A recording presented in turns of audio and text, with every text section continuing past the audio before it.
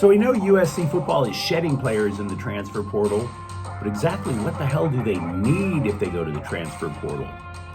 Who the hell is going to be playing quarterback for Cleveland when they play the Rams on Sunday? We still don't know, and we are approaching 40 players that the scribes swear the Dodgers are going after. Good morning, I'm James. This is your daily dose of sports and snark for the greatest sports city in the world, Los Angeles. This is the faithful Angelenos morning report. So it is November 30th, 2023. I am starting a new work assignment in St. Louis, Missouri. St. Louis, Missouri. They have mispronounced the way the state is pronounced. It is Missouri. But that's okay, because we always have LA sports to fall back on. It's one of the reasons the Rams ski-daddled from this crap hole and went back home.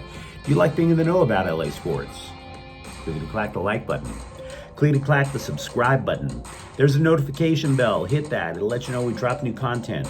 Sharing is caring. Let people know we exist, and by all means, comment. It's for the greater good. I do reach out back to you guys. You should know that by now. Before we go through the news and notes, a look at the scoreboard. Overall, pretty damn good night for the Angelenos. D'Angelo Russell scored 35 points, added 9 assists. Lakers 133, Detroit 107. Kawhi Leonard 34 points. Clippers did likewise to Sacramento. 131 to 117. The one slip up, the Kings' 5-game winning streak came to an end. They outshot Washington 38 to 15, but only Adrian Kempe scored. Capitals 2, Kings 1. And Boogie Ellis scored 28 points as USC mollywopped Eastern Washington 106 to 78. Isaiah Collier, he added 15. I bring that up because the hypesters over at ESPN now believe Isaiah Collier is the best prospect in the NBA draft. Possibly the best player in college basketball is a freshman at USC. Possibly. Meanwhile, today the Lakers are at Oklahoma City at 5 o'clock. The Clippers are at Golden State at 7. Chris Paul is out. He has a nerve injury in his leg. And UC Riverside, let's hear it for the IE, folks. They're going to play at UCLA at 8 o'clock. Sebastian Mack, he scores just under 16 points a game for the Bruins. But let's get to the news. We've mentioned how 3 Trojans players have entered the transfer portal, right? The biggest name was a speedster on offense named Rayleigh Brown, but USC already has another in Zachariah Branch. So although a lot of us liked Brown, it's not that huge of a loss, all things being equal. But Lincoln Riley has a dilemma because it's really not about keeping the players who go into the transfer portal. It's about help needed for going into the Big Ten. Particularly for a school that right now doesn't even have a defensive coordinator on the team, right? That's a bit of a tough sell.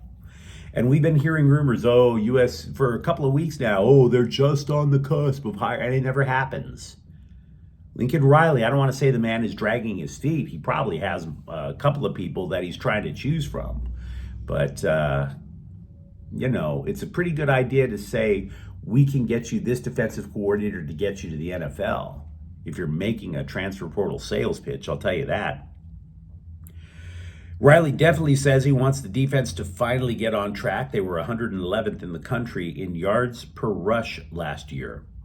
So, while it is true that you could come to me and say, James, the defense from line all the way to safety was an absolute dumpster fire, I would not argue that. Absolutely wouldn't.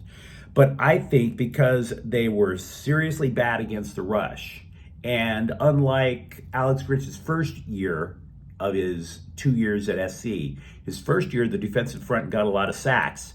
This time, not so much. So to me, the most important thing, if you put it all together, suggests that USC needs to target defensive line help. Because again, it's true, nothing on the Trojans defense worked. But a good defensive line can do 2 things.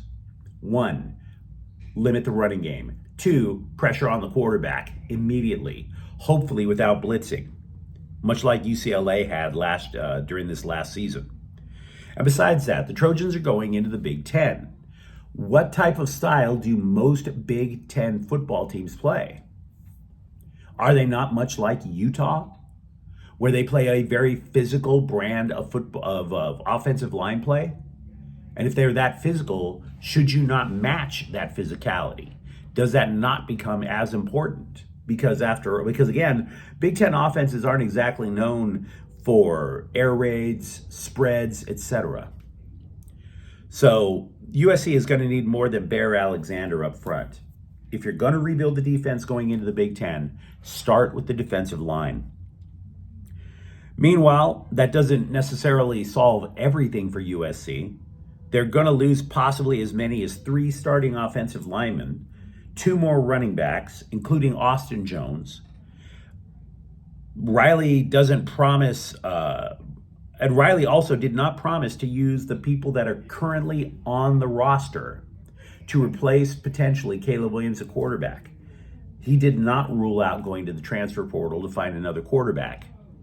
So, if I were to rank things in terms of importance, it's defensive line, and then you're probably have everything else as 1A or 1B.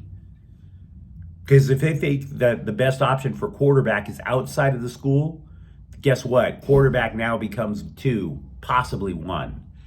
But if they like their quarterbacks in-house, it's defensive line first and everything else second. You let me know what you think in the comments thread. We still have no idea who's going to be playing quarterback when the Browns come to LA to play the Rams Sunday. Deshaun Watson, we know he's out for the year. Dorian Thompson-Robinson got concussed last week. Now, my original guess, just by looking at the depth chart, was former XFL legend P.J. Walker. But then Cleveland released its initial depth chart for Sunday's game. Thompson-Robinson is first string. Now, they haven't ruled him out yet. Concussions are nothing to play with. It wouldn't surprise me if he doesn't start on Sunday. But then they came up with Joe Flacco as the number 2. Joe Flacco. Remember him? So, in other words, if Dorian Thompson-Robinson's head isn't clear by Sunday, you're looking at the possibility of a guy who hasn't been a name in the league since 2013 under center for the Browns. Barack Obama was president. It was a much more innocent time back then, right? Now, the Browns coaches are happy talking Flacco. They are citing the fact that he won a Super Bowl with Baltimore. But there's also a reason you haven't heard this guy's name in many, many years. Many, many years. I mean, besides, even when they did win a Super Bowl, it wasn't because of Joe Flacco. It was because it was Ray Lewis, and that man was on a mission in his final year in football. So we still have no idea what the Browns are doing on Sunday. Do you remember when we were all frustrated because Von Miller, he had won a Super Bowl with the Rams, and he had toyed around with coming back, and then all of a sudden he just jumps ship and goes to Buffalo? Yeah, this is not exactly a big deal, but he is facing domestic violence charges after an incident in Dallas. There's an arrest warrant out for the guy. So maybe all things being equal, we might be a little better off with him no longer being on the team. Longtime viewers of this program know that I would typically have a whiteboard behind me, and I would list all the names of the rumors that scribes came up with. Oh, the Dodgers want this guy, the Dodgers want that guy. And I wanted to prove a point with that whiteboard, that scribes are basically just as gossipy little punks as anybody that you would see in your junior high school. It's all gossip. It's not based in reality. I didn't bring that with me because I'm not going to pay $99 to have a dry erase board behind me in a hotel room. That's insane. But what I can tell you is that if I did have it with me, I would be adding a name number 38 to the board today. 38. Jock Peterson. Now, this rumor was spread by the Dodgers radio station, but guys, still, 38 effing names? Really? 38. In other Dodger news, Nelson Cruz, who was for years one of the game's biggest power threats, he is retired, but he also joined the Dodgers as an advisor. He's probably going to be working with prospects over in the Dominican Republic. It's basically a gig while he moves back to his homeland. So what? I don't want to go into too deep analysis into the MLS Western Conference Finals. That's Saturday. It's going to be held out in LA when the Houston Dynamo play LAFC. But it's hard to find anybody outside the city of Houston who thinks that the Dynamo are going to win. I will tell you that. So here's the deal about the game.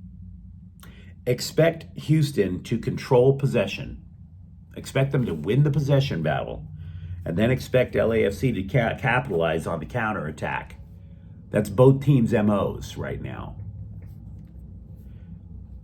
Here is another rumor that you should not put stock into.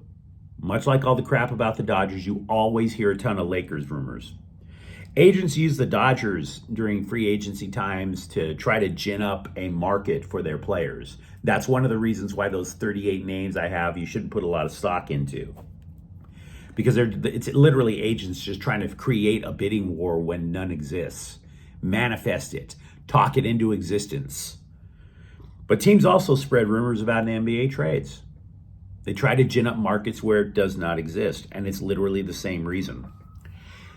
Do you remember when the Memphis Grizzlies were once a threat? Well, they're not now. They're 4-13. So there are stories that the Grizzlies want to shed talent. John Morant and his gun collection? No, not him. Jaren Jackson? No, not him either. John Conchar. Now, if you're saying to yourself, who the hell is John Conchar? That would pretty much explain why Memphis is desperate to try to build a trade market where none exists. You've never heard of John Conchar. I've never heard of John Conchar. Maybe his own teammates have to look at the little badge over his locker and say, oh, okay, you're John Conchar. Why is this news? Why was this all over the interwebs yesterday? Because he hits outside shots. And the Lakers need outside shooting.